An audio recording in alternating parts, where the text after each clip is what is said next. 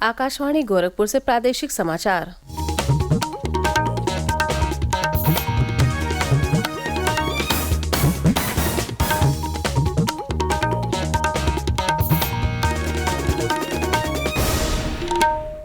नमस्कार।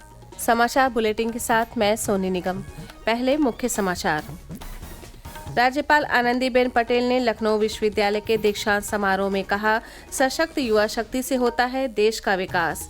केंद्रीय गृह मंत्रालय ने निवेश और काम आधारित पार्ट टाइम रोजगार देने की धोखाधड़ी में शामिल 100 से अधिक वेबसाइटों को किया ब्लॉक। प्रदेश के विभिन्न जिलों में विकसित भारत संकल्प यात्रा के जरिए लोगों को सरकार की जन कल्याणकारी योजनाओं की दी जा रही है जानकारी। और अगले वर्ष हज यात्रा के लिए आवेदन प्रक्रिया शुरू। 20 दिसंबर 2023 तक किए जा सकते हैं आवेदन।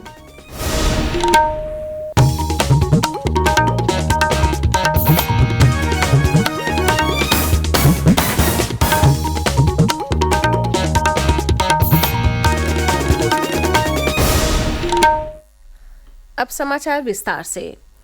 राज्यपाल और कुलाधिपति आनंदीबेन पटेल की अध्यक्षता में कल लखनऊ विश्वविद्यालय का 66वां दीक्षांत समारोह संपन्न हुआ। उन्होंने अपने संबोधन में कहा कि जब महिलाएं समृद्ध होती हैं तो दुनिया समृद्ध होती है और उनका आर्थिक सशक्तिकरण विकास को बढ़ावा देता है। उन्होंने कहा कि सशक्त युवा शक्ति से देश का विकास होता है। भारत आज space, startup, drone, animation, electric vehicle और सेमीकंडक्टर जैसे कई सेक्टर में युवाओं के लिए नया अवसर तैयार कर रहा है। राज्यपाल ने समाज की बुराइयों को दूर करने के प्रयास के लिए नेतृत्व और सकारात्मक सोच की जरूरत पर बल दिया। वहीं उच्चतर शिक्षा में पिछड़ गए लोगों में कौशल प्रशिक्षण के माध्यम से पर्याप्त क्षमता विकसित करने की आवश्यकता भी जताई।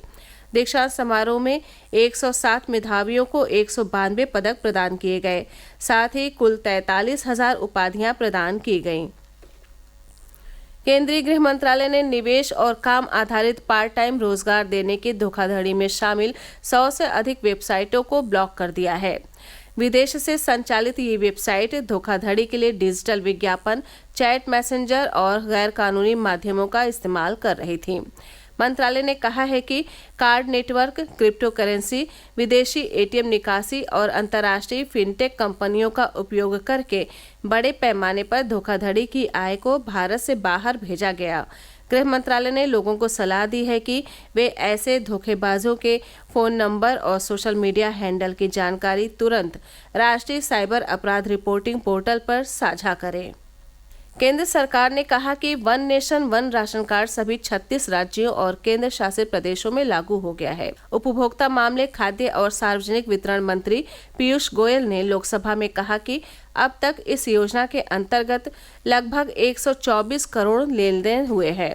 उन्होंने कहा कि वर्तमान में 100% राशन कार्ड डिजिटल हो गए हैं। 99% से अधिक राशन कार्डों को आधार से लिंक कर दिया गया है। प्रदेश के औद्योगिक विकास मंत्री नंद गोपाल गुप्ता नंदी ने कहा कि तेजी से बदलते वैश्विक व्यापार परिदृश्य में प्रतिस्पर्धी बने रहने के लिए अत्याधुनिक प्रभावी प्रौद्योगिकियों को लागू करने की आवश्यकता है। औद्योगिक विकास मंत्री ने कल ग्रेटर नोएडा के इंडिया एक्सपोर्ट सेंटर में पेपरेक्स 2023 का उद्घाटन किया। इस अवसर पर उन्होंने कहा कि प्रधानमंत्री नरेंद्र मोदी और मुख्यमंत्री योगी आदित्यनाथ के मार्गदर्शन में उत्तर प्रदेश का चौमुखी विकास हो रहा है।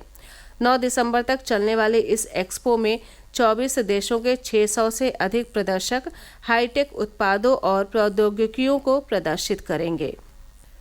प्रदेश सरकार की एमएसएमई नीति 2022 के तहत 1 करोड़ तक का निवेश करने वाले और 5 करोड़ तक के टर्नओवर वाले उद्यमियों को 5 वर्ष तक ब्याज में 50% छूट दी जाएगी। पीलीभीत में जिला उद्योग एवं उद्यमिता केंद्र के प्रभारी उप निदेशक उद्योग आत्मदेव शर्मा ने ये जानकारी देते हुए बताया कि पूंजी पर 10 से 25% तक सब्सिडी देने का भी प्रावधान किया गया है।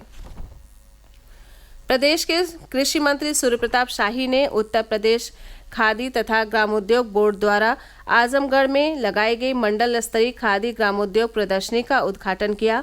ये प्रदर्शनी 19 दिसंबर तक चलेगी। इस अवसर पर मंत्री सूर्य प्रताप शाही ने कहा कि इस प्रदर्शनी के माध्यम से खादी उत्पादों को आम लोगों तक पहुंचाने में सुविधा होगी। उन्होंने कहा कि खादी का रिश्ता आज़ादी के लड़ाई से ही जुड़ा हुआ है।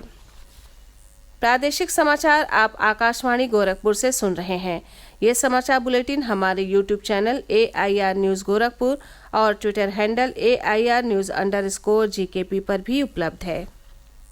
केंद्र सरकार की योजनाओं का लाभ अंतिम पात्र व्यक्ति तक पहुंचाने के उद्देश्य से प्रदेश के विभिन्न जिलों में विकसित भारत संकल्प यात्रा के तहत विविध आयोजन किए जा रहे हैं।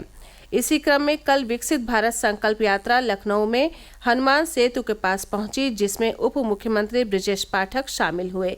इस मौके पर उन्होंने कहा कि ये मोदी सरकार की गारंटी वैन है, जिसे जन जन तक पहुंचाना है। सहारनपुर के गांव नंदपुर में विकसित भारत संकल्प यात्रा में प्रदेश के उच्च शिक्षा मंत्री योगेंद्र उपाध्याय सम्मिलित हुए।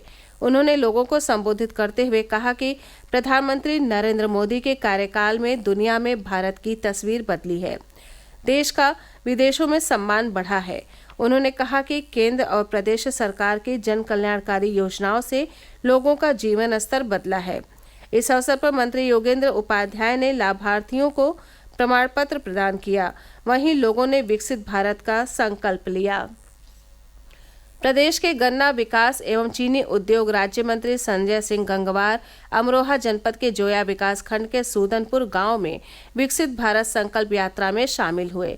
इस मौके पर उन्होंने सरकार की जन कल्याणकारी योजनाओं के लाभार्थियों से संवाद किया। लाभार्थियों ने इन योजनाओं से होने वाले लाभ की चर्चा करते हुए कहा कि उनका जीवन अब और भी सरल हो गया है। उधर कृषि एवं कृषि शिक्षा राज्य मंत्री बलदेव सिंह औलख ने पीलीभीत के गजरौला में आयोजित विकसित भारत संकल्प यात्रा कार्यक्रम में किसानों को सम्मानित किया और जनहितकारी योजनाओं की जानकारी दी। विकसित भारत संकल्प यात्रा के हापुड़ जनपद के गांव वैट और फुलडी में पहुंचने पर ग्रामीण बड़ी संख्या में शामिल हुए। इस दौरान लोगों को जन कल्याणकारी योजनाओं के बारे में जागरूक किया गया और लाभार्थियों को योजनाओं का लाभ प्रदान करने के लिए आवेदन कराया गया। मथुरा और कानपुर नगर में भी विकसित भारत संकल्प यात्रा के तहत कई आयोजन संपन्न हुए। हज 2024 के लिए ऑनलाइन आवेदन शुरू हो गया है। आवेदन की प्रक्रिया 20 दिसंबर तक चलेगी। फतेहपुर के जिला अल्पसंख्यक कल्याण अधिकारी ने ये जानकारी देते हुए बताया कि ऑनलाइन आवेदन फॉर्म हज कमेटी ऑफ इंडिया मुंबई की वेबसाइट और मोबाइल ऐप हज के जरिए भरा जा सकेगा। उन्होंने बताया कि गत वर्ष जिलों में हज आवेदन से संबंधित कार्यों को जिला स्तर पर ही संपादित कराए जाने के लिए शासन द्वारा अनुदानित मदरसों पर हज ई सुविधा केंद्र खोले गए थे, जहां पर हज यात्रियों के आवेदन ऑनलाइन करने और उनके प्रपत्रों को अपलोड कराए जाने की व्यवस्था की गई थी।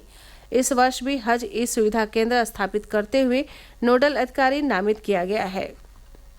मुख्यमंत्री योगी आदित्यनाथ आज गौतम बुद्ध नगर जिले के ग्रेटर नोएडा जाएंगे। वहां वो जिले के ग्रेटर नोएडा और यमुना प्राधिकरण के अधिकारियों के साथ गौतम बुद्ध विश्वविद्यालय में समीक्षा बैठक करेंगे। इसी के साथ वो जो बैनट विश्वविद्यालय के दीक्षांत समारोह में शामिल होंगे। भारत रत्न डॉक्टर भीमराव आम्बेडकर को कल उनके 68वें महापरिनिर्वाण दिवस पर प्रदेश भर में कार्यक्रम आयोजित कर श्रद्धांजलि अर्पित की गई। लखनऊ के आम्बेडकर महासभा परिसर में आयोजित कार्यक्रम में मुख्यमंत्री योगी आदित्यनाथ ने बाबा साहेब को श्रद्धासुमन अर्पित किए। इस अवसर पर मुख्यमंत्री ने कहा कि बाबा साहब के सपनों को सही मायने में अंगीकार करने का काम प्रधानमंत्री नरेंद्र मोदी ने किया है। उन्होंने कहा कि केंद्र सरकार ने अंबेडकर के पंच तीर्थ को विकसित करने का काम किया है। बहुजन समाज पार्टी की राष्ट्रीय अध्यक्ष मायावती ने लखनऊ स्थित पार्टी कार्यालय पर डॉक्टर अंबेडकर के चित्र पर पुष्पांजलि अर्पित की। अंत में मुख्य समाचार एक बार फिर। राज्यपाल आनंदीबेन पटेल ने लखनऊ विश्वविद्यालय के दीक्षांत समारोह में कहा, सशक्त युवा शक्ति से होता है देश का विकास। केंद्रीय गृह मंत्रालय ने निवेश और काम आधारित पार्ट टाइम रोजगार देने की धोखाधड़ी में शामिल 100 से अधिक वेबसाइटों को किया ब्लॉक। प्रदेश के विभिन्न जिलों में विकसित भारत संकल्प यात्रा के जरिए लोगों को सरकार की जन कल्याणकारी योजनाओं की दी जा रही है जानकारी। और अगले वर्ष हज यात्रा के लिए आवेदन प्रक्रिया शुरू, 20 दिसंबर 2023 तक किए जा सकते हैं आवेदन। इसी के साथ ये समाचार बुलेटिन समाप्त हुआ। नमस्कार।